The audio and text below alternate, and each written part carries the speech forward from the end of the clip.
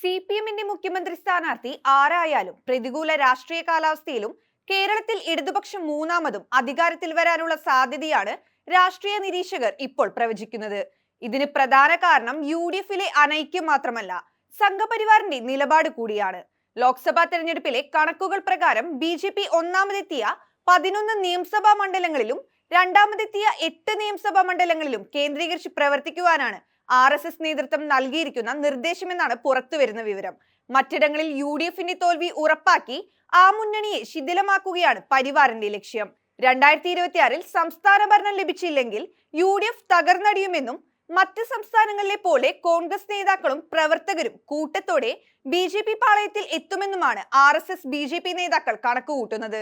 മൂന്നാമതും ഇടതുപക്ഷം തന്നെ അധികാരത്തിൽ വന്നാൽ സ്വാഭാവികമായും 2031-ലെ തിരഞ്ഞെടുപ്പ് വരുമ്പോഴേക്കും ഭരണവിരുദ്ധ വികാരത്തിന്റെ തള്ളിച്ചയിൽ ത്രിപുര മോഡലിൽ CPMും ഇടതു പാർട്ടികളും തകർന്നടിയുമെന്ന ആത്മവിശ്വാസവും പരിവാർ നേതൃത്വത്തിനുണ്ട്. അതായത് 2031-ൽ കേരള ഭരണം പിടിക്കാൻ ആവശ്യമായ വൻ പദ്ധതിക്കാണ് RSSും BJPയും ഇപ്പോഴേ കോപ്പുകൂട്ടുന്നത്. UDFിന്റെയും ഇടതുപക്ഷത്തിന്റെയും തകർച്ച ഉറപ്പാക്കുന്ന രാഷ്ട്രീയ നീക്കമാണ് ലക്ഷ്യം. ഇതിന് 2026-ലും ഇടതുപക്ഷം അധികാരത്തിൽ വരണമെന്നാണ് പരിവാർ നേതൃത്വം ആഗ്രഹിക്കുന്നത്.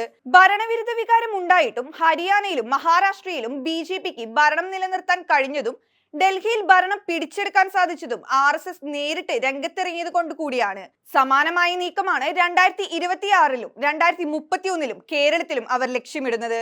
2026-ലെ നിയമസഭാ തെരഞ്ഞെടുപ്പിൽ BJP സ്ഥാനാർത്ഥികളെ മുതൽ തെരഞ്ഞെടുപ്പ് പ്രചരണം വരെ ആസൂത്രണം ചെയ്യുന്നതിൽ RSSന് വലിയ പങ്കുണ്ടാകും. രാജ്യത്തെ തന്നെ RSSന് ഏറ്റവും കൂടുതൽ ശാഖകളും ബലിദാനികളും ഉള്ള സംസ്ഥാനമാണ് കേരളം. എന്നതിനാൽ കേരള ഭരണം പിടിക്കുക എന്നത് RSSന്റെ പ്രഖ്യാപിത ലക്ഷ്യമാണ്. അതിനുള്ള ശ്രമങ്ങൾ ഇപ്പോൾ തന്നെ പരിവാർ സംഘടനകൾ തുടങ്ങിക്കഴിഞ്ഞിട്ടുമുണ്ട്. കേരളത്തിലെ 14 ജില്ലകളെ 31 ജില്ലകളാക്കി തിരിച്ച് BJP പ്രവർത്തനം തുടങ്ങിയത് തന്നെ RSSന്റെ ബുദ്ധിയാണ്. കേരളത്തിലെ സാമുദായിക രാഷ്ട്രീയ സംഘടന കാവ്യ രാഷ്ട്രീയത്തിന് എതിരായതിനാൽ അത് പൊളിച്ചടക്കുക എന്നതാണ് ആദ്യ ലക്ഷ്യം. ക്രൈസ്തവ സംഘടനകളെ ഒപ്പം നിർത്താനുള്ള ശ്രമങ്ങളുമായി ഇപ്പോഴും മുന്നോട്ടു പോകുന്ന BJPക്ക് ഇക്കാര്യത്തിൽ ചില മുന്നേറ്റങ്ങൾ ഉണ്ടാക്കാനും സാധിച്ചിട്ടുണ്ട്. തൃശൂരിലെ BJP വിജയം ക്രൈസ്തവ വിഭാഗത്തിന്റെ പിന്തുണയുടെ കൂടി അടിസ്ഥാനത്തിൽ ഉണ്ടായിട്ടുള്ളതാണ്. ജോർജ് കുര്യനെ കേന്ദ്രമന്ത്രിയാക്കിയതും ക്രൈസ്തവ പിന്തുണ ലക്ഷ്യമിട്ട് തന്നെയാണ്.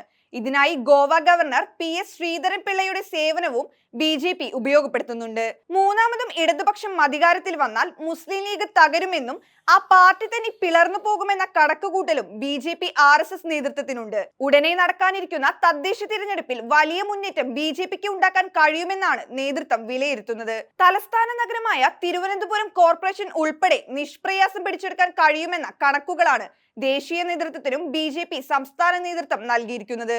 നിലവിൽ തിരുവനന്തപുരം കോർപ്പറേഷനിലെ പ്രധാന പ്രതിപക്ഷ പാർട്ടിയും BJP തന്നെയാണ്. ഇപ്പോൾ ശരിക്കും പ്രതിരോധത്തിൽ നിൽക്കുന്നത് UDF ആണ്.